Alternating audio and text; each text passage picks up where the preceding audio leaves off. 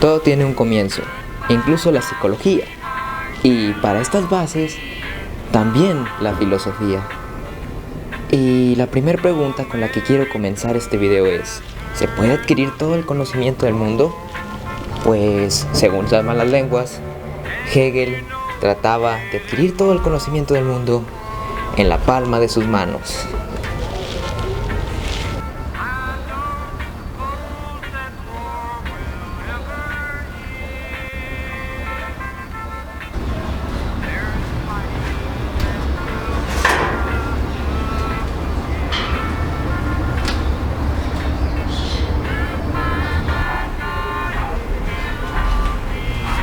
Bueno, para comenzar a hablar sobre Hegel, creo que es muy necesario que esta vez iniciar con esta introducción que voy a dar. A través del tiempo hemos visto en estos momentos que hemos estado estudiando acerca de la filosofía varios pensadores, varias ideas, varios conceptos, pero de ellos hay algunos de los que no he hablado lo suficiente, o bien no he dado mi opinión acerca del tema. Y creo que este es el momento en el que quiero dar mi opinión. Y creo que para ello, como ya lo mencioné, es muy importante hablar sobre Hegel. Así que creo que esta parte es súper importante. Bien, yo creo que todos los filósofos en ese sentido tienen su importancia, porque básicamente, como dice la frase, cada cabeza es un mundo. Ellos no solo tienen el mundo, sino que tratan de explicar el porqué de ese mundo en el que viven, y es súper interesante. Pero en esta ocasión Hegel llegó con una frase cuando estaba investigando sobre él que de verdad me llegó, porque justo había dejado de presentarme precisamente a las clases por una razón de una crisis, y se me hizo súper interesante esta frase, que de hecho aquí la tengo, que dice: nada grande se ha hecho en el mundo sin una gran pasión. Cosa que representa no solo esta idea de la propia frase de que con una gran pasión llegas muy lejos, sino que demuestra que él tenía una gran pasión por lo que hacía, y lo que hacía era conocer. Y bien, sin más relleno por el momento, creo que es necesario emprender este viaje para conocer no solo a Hegel, sino sus pensamientos y lo que yo opino acerca de ello, porque por primera vez voy a dar una opinión personal basándome en sus pensamientos, en mis pensamientos y en lo que se puede rescatar de ello para construir algo nuevo. Entonces, acompáñenme en este viaje por conocer el pensamiento de Hegel.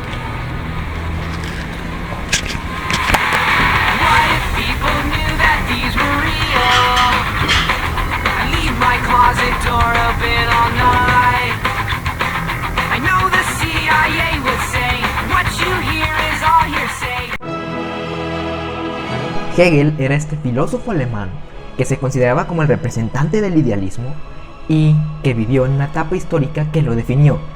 ¿Por qué lo definió? Ahorita voy a decir en unos momentos por qué, porque quiero hacer una comparación. Pero vivió en la Revolución Francesa, una etapa histórica que tuvo suma relevancia porque la construcción de las ideas de Hegel tienen como uno de los pilares fundamentales la historia. Sin historia no hay desarrollo, o bien no hay conocimiento, no hay libertad y no hay un montón de cosas que ahorita voy a explicar en un momento. Bueno, creció en una familia de la pequeña burguesía y llegó a estudiar hasta el doctorado. Y así como muchos otros filósofos que hemos analizado, este también se dedicó a dar clases a la docencia. Y lo que sí fue un punto súper importante es que se mencionaba que escribió varios escritos teológicos antes de establecer sus libros más importantes que determinarían sus pensamientos filosóficos. Aquellos libros que de verdad fueron complejos y que dijeron así como de: ahora sí, les aviento lo pesado. Bueno, se trasladó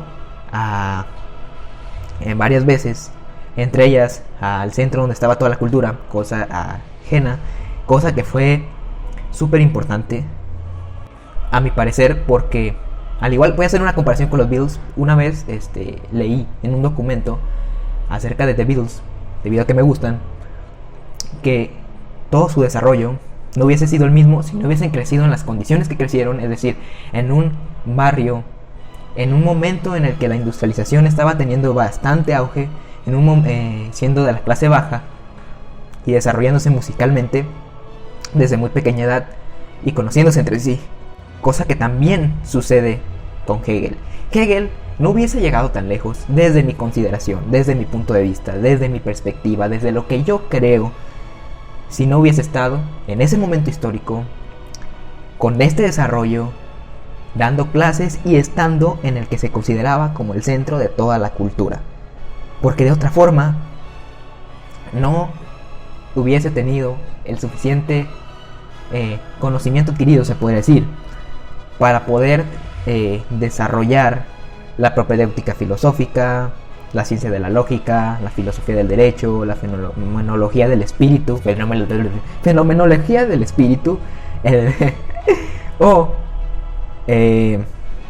las propias ideas de la historia de la filosofía que planteaba Hegel.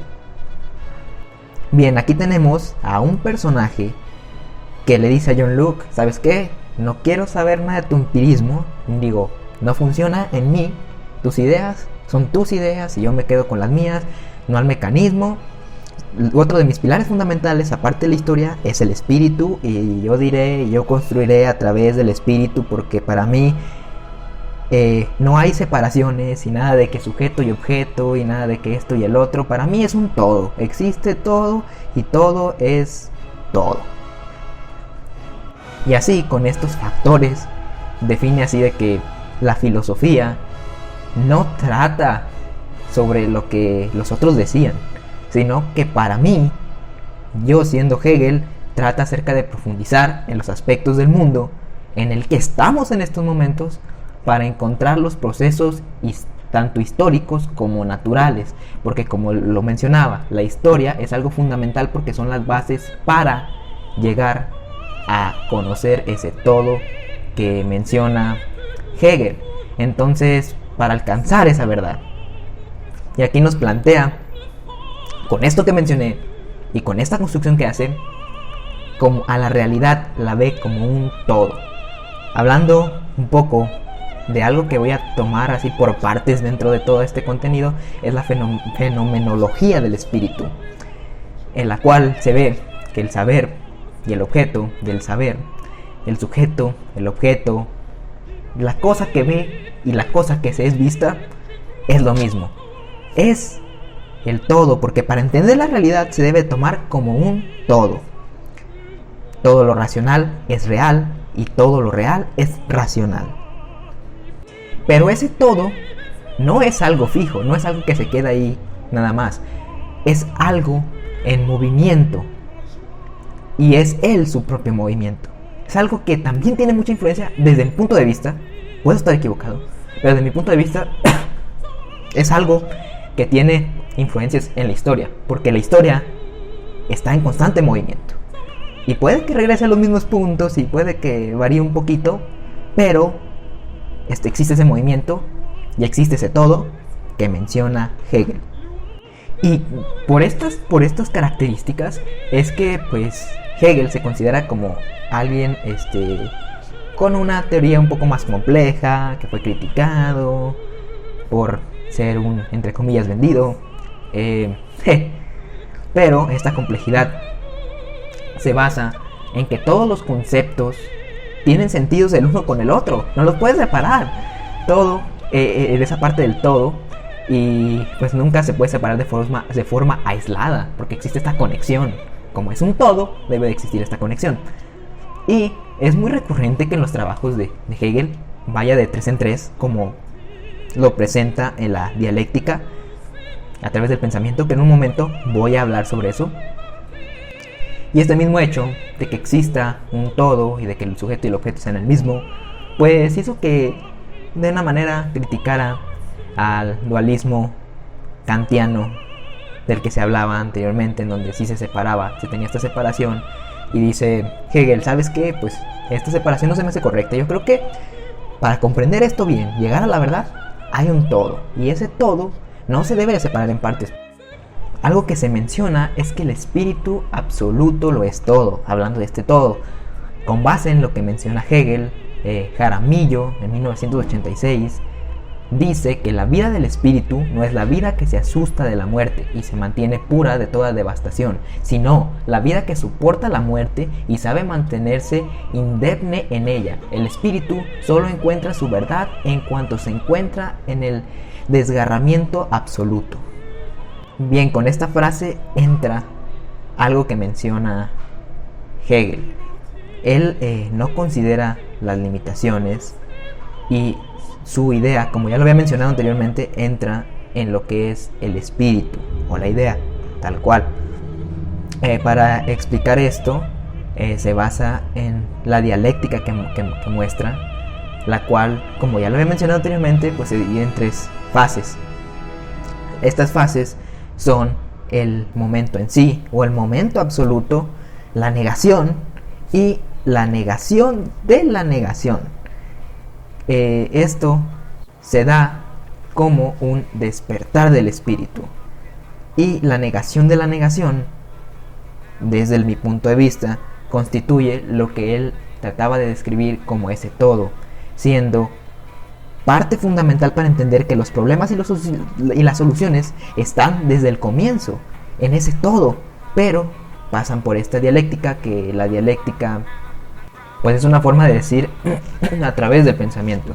Entonces yo quise explicar esto, o bien yo lo entendí de esta manera para que fuera muchísimo más fácil de comprender estas 3 etapas con la película de Spider-Man 2, que la tomé como recurso porque, si recuerdan, hace un momento hablé sobre que el espíritu absoluto lo es todo, y el espíritu absoluto es considerado por Hegel como las características propias, pues, del sujeto y el objeto. O sea, esta combinación de un todo, como por ejemplo había una representación que era el arte, porque el arte existe, el arte es objetivo por sí solo, porque es un objeto. Una pintura es una pintura y sigue siendo una pintura, pero la subjetividad y la acción que presenta el objeto, la acción que presenta la persona sobre el objeto es precisamente la interpretación que le da. Básicamente es un todo. Es porque este arte existe dentro de la persona y puede ser entendido como un simple objeto y el valor que tiene el objeto. Esta dialéctica, regresando otra vez, estas 3 fases, las entendí de esta manera. El momento absoluto, que es el momento en el que en Spider-Man 2, por ejemplo, en Spider-Man 1, voy a empezar con Spider-Man 1 y Spider-Man 2. En Spider-Man 1, pues es cuando recibe sus poderes y pues el tío Ben, que es el pilar para el Hombre Araña para que actúe de la forma que actúa.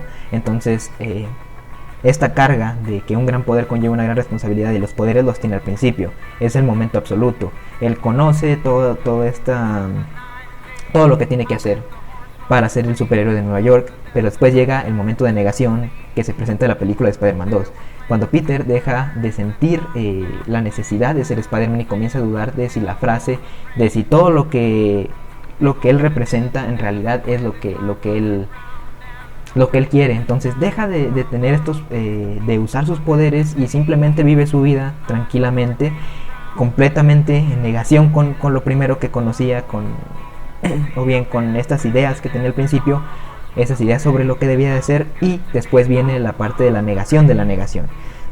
En esta parte de la película, en Spider-Man 2, Spider-Man se da cuenta de que pues la frase sí tiene una carga y que de verdad representa algo. Entonces deja de atrás su vida común que tenía ahora sin utilizar sus poderes, y continúa con su vida como el vigilante de Nueva York, tomando en cuenta que, como ya lo había mencionado antes, que los problemas y las soluciones estaban desde el comienzo, desde que él recibió los poderes. Y es algo muy interesante porque también lo que influye dentro de este momento absoluto, dentro del comienzo de ese todo, es la historia. ¿La historia de quién? La historia de Peter Parker, que es el tipo al que le muerde la araña y que tiene poderes. Entonces, esto constituye la parte para el momento absoluto, que después se convertirá en la negación cuando abandona sus poderes, y después en la negación de la negación cuando vuelve a lo mismo, dándose cuenta que la respuesta siempre estuvo ahí.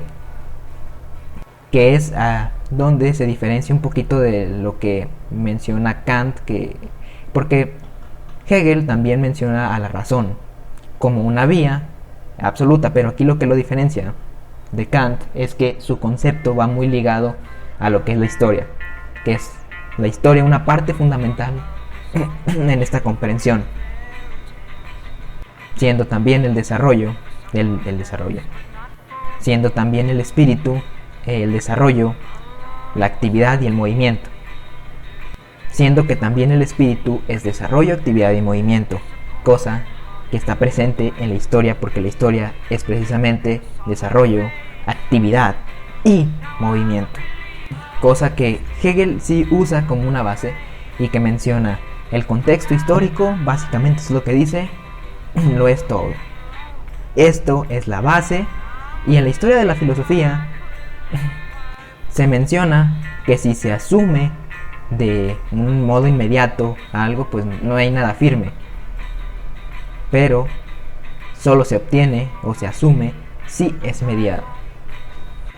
Aquí en estos tiene toques, más allá de Kant, como lo había mencionado hace un momento, tiene toques más racionalistas, con referencia a René Descartes, pero como ya lo mencioné, no es solo la razón, la metafísica no la toma en cuenta, es más la historia una influencia en esto, y el propio espíritu, viéndose el espíritu como algo más allá de lo que simplemente pasa después de la muerte o como esa esencia, sino como este conjunto de ideas o esta idea, y lo que se debe de pasar para conformar la verdad o para formar el conocimiento tal cual.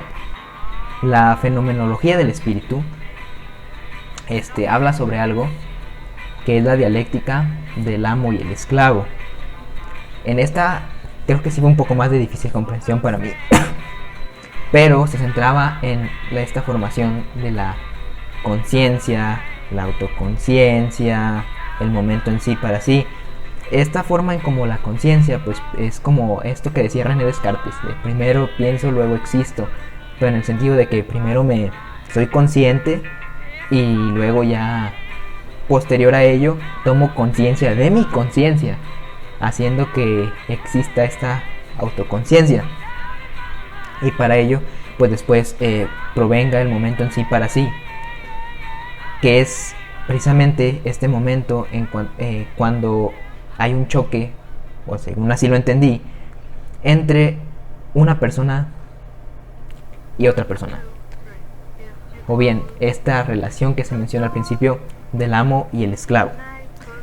Para entender mejor esto me basé también en otros ejemplos de películas, es porque algo que se me hizo muy interesante y que quiero mencionar así desde mi punto de vista es que Hegel sí tiene unas bases muy interesantes para que se adapten sus ideas al cine, y yo creo que eso tiene mucho que ver con lo que mencionaban de que posterior a lo que planteó Hegel, pues enseñó bastante fuerte en las escuelas. Entonces es como que una influencia que se tuvo y que posteriormente se fue moldeando con base en las anteriores filosofías, en todo lo que construyó. En este proponía también que la dialéctica pues es movimiento. Entonces ese movimiento, como ya lo había mencionado, tiene relación con la historia. El amo y el esclavo se da por esta toma de conciencia donde, bueno, pues el amo,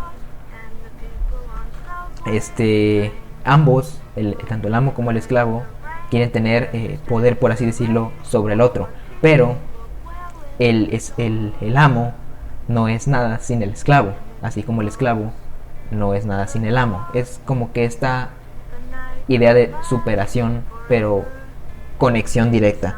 Para entender mejor esto, como ya había mencionado hace un momento, pues tomé como base algunas películas. La película que como que es más representativa, por así decirlo, es la de Parasite, que es pues una autoconciencia contra una autoconciencia, en la que el parásito depende del huésped y estas personas que están habitando la casa, haciéndose pasar por las otras personas, dependen de estas personas.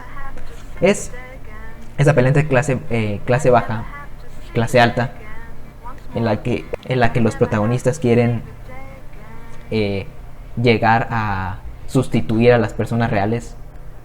No quiero hacer spoiler acerca de la película, pero existe esta lucha de dominio, de autoconciencia, de bueno, pues yo soy de la clase baja, quiero ser de la clase alta, tengo aquí la oportunidad, vamos a intentarlo. Bueno, yo soy de la clase alta, pero estoy dejando a ellos que me sustituyan mientras, entonces necesito de ellos para yo mantenerme en mis actividades, y pues ellos también necesitan de mí para mantenerse, porque son marginados básicamente.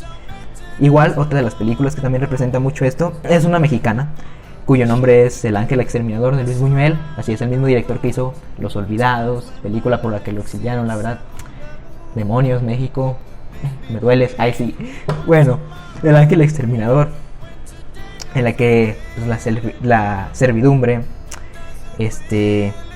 atiende a un, por así decirlo, mayor desarrollo del espíritu, y pues dejan a los burgueses por su cuenta, o sea, los dejan en la casa y que se quedan encerrados, cosa que hace que los burgueses comiencen a tener toda una deconstrucción de su persona antes de estar ahí, porque pues no tienen al esclavo, y entonces esta conexión, esta dialéctica de al amo y el esclavo se ve interrumpida por la acción de que pues los esclavos abandonan el lugar. Algunas cosas se me pudieron haber pasado precisamente porque pues es algo muy extenso, la verdad, y no es tan fácil de comprender precisamente por esto. Yo creo, o sea, yo considero personalmente, quiero dar mi conclusión, pero antes quiero mencionar que toda esta construcción del pensamiento pues está amplia, fue construida a través de varios libros, cada uno representa una parte distinta, y es muy difícil para mí comprender algo que te pone como uno de los puntos principales un todo, porque el mismo hecho de que te presente y que te diga que todo tiene una conexión es como de, pues no puedes separar esto de esto, porque si no, no vas a comprender un todo, no vas a comprenderlo. Entonces estas dialécticas que maneja, estas ideas que maneja, son una forma de representar precisamente el todo, porque yo vi en El Amo y el Esclavo esta lucha de autoconciencias, por así decirlo, pues es un todo. Es la manera en cómo se percibe uno mismo y percibe a los demás.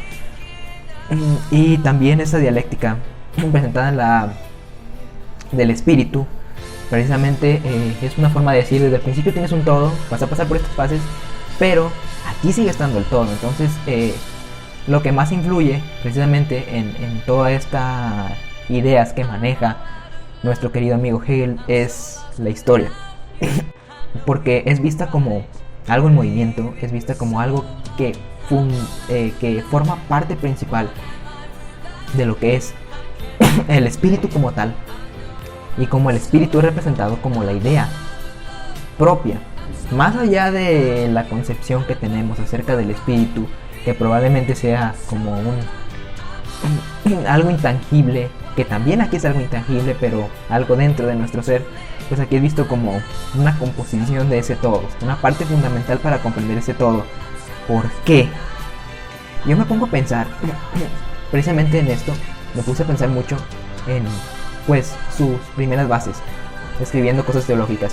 Me imagino que llegó un punto en el que dijo, pues sabes que todas estas ideas, todo esto que tengo en estos momentos, para poder explicarlo debe de haber algo como qué, algo como una idea, un espíritu basado en todo lo que se debe de construir, todo ese todo para comprenderlo.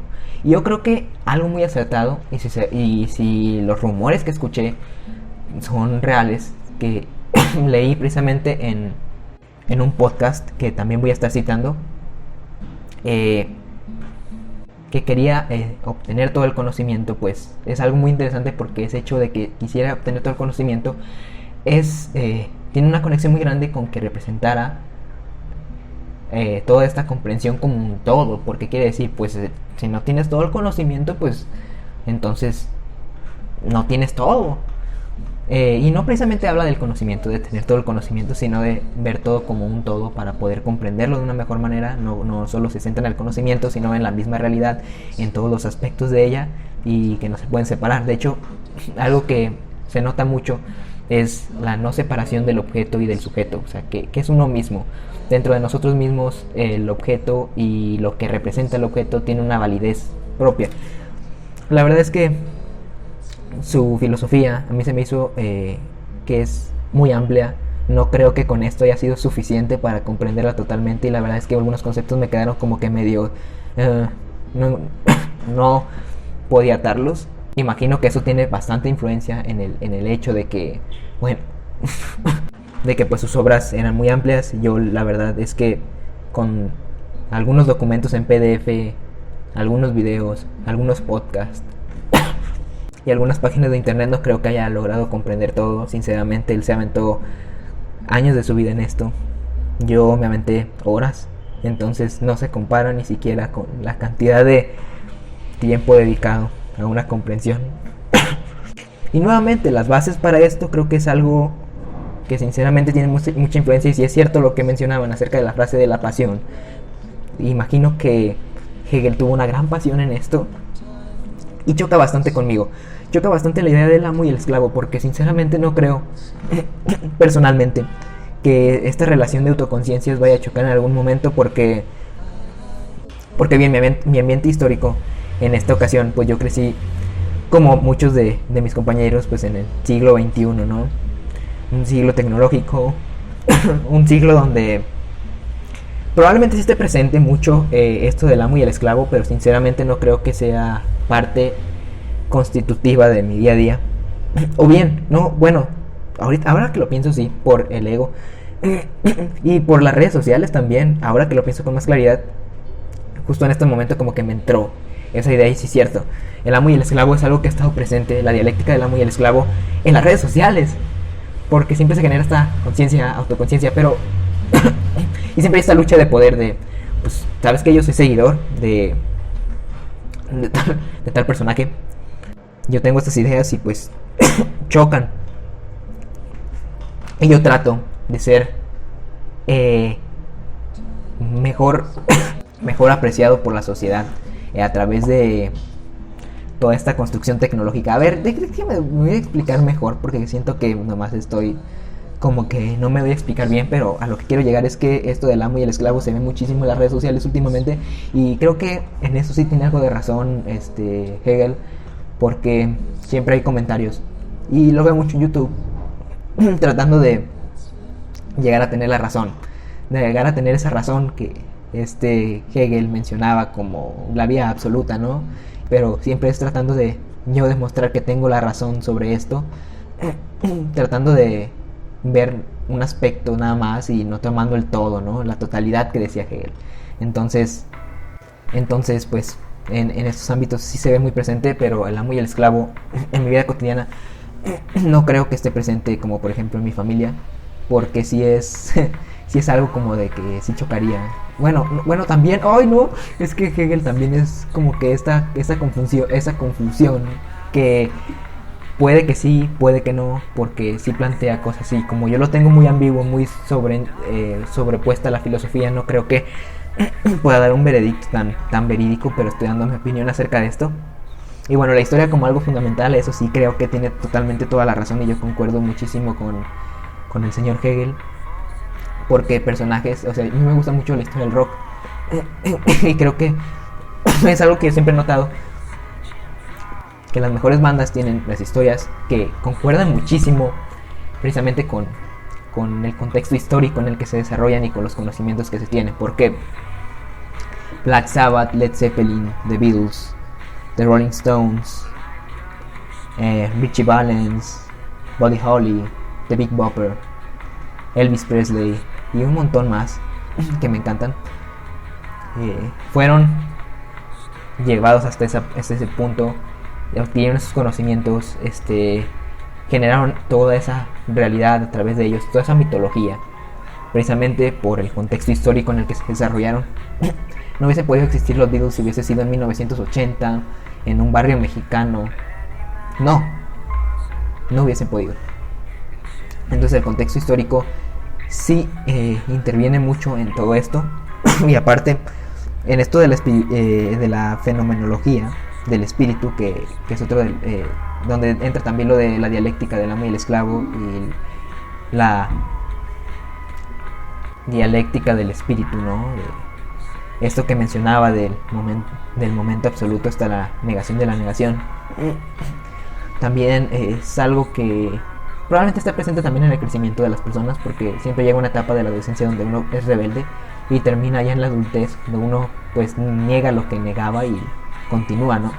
Es algo que yo creo que se basó también mucho en la vida cotidiana y en los pensamientos filosóficos que conectaban. Y así me pregunto como de, ¿y esto qué conexión tiene con la psicología? Y si había visto algo que tenía relación con la psicología, pero incluso yo creo que el simple hecho de la historia, de que implemente en lo histórico, de que vea con esta dialéctica, pues ya tiene muchos toques e incluso de psicología del desarrollo. Entonces, vaya que tiene unas bases así bien puestas y ya más cercanas que Kant a lo que era la psicología y como es actualmente. Pues unas bases más establecidas, un contexto histórico más apoyado, pues llevó a Hegel a ser lo que es hoy en día, y todas estas ideas y todos estos conceptos que presentó a través del tiempo, pues a que tuvieran un poco más de sentido. Probablemente me hace falta conocer un poco más, adentrarme un poquito más en lo que representaba el propio Hegel, pero hasta lo que he visto en estos momentos me parece una cosa sensacional, sinceramente. Y estoy de acuerdo con algunas cosas, no estoy de acuerdo con otras cosas.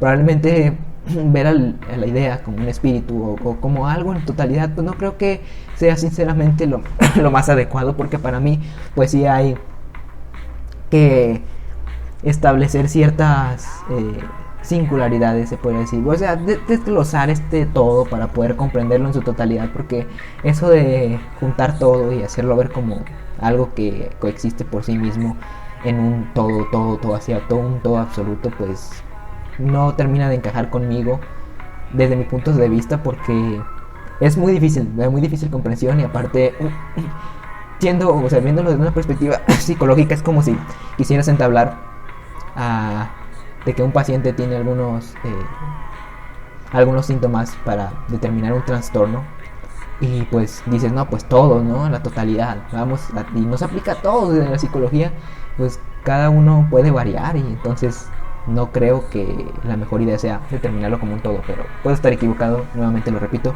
lo estoy diciendo desde mi punto de vista, y esta es la manera como yo percibo este pensamiento de Hegel, en el que yo percibo esta filosofía, en el que yo trato de entender un poco más acerca de lo que quiso representar en su obra y por lo que dio su vida. Entonces eso sería todo por mi parte. Espero que haya sido de su agrado y que pues esté a la altura de un trabajo que usted esperaría. Me despido y vuelvo con el próximo trabajo. Hasta la próxima.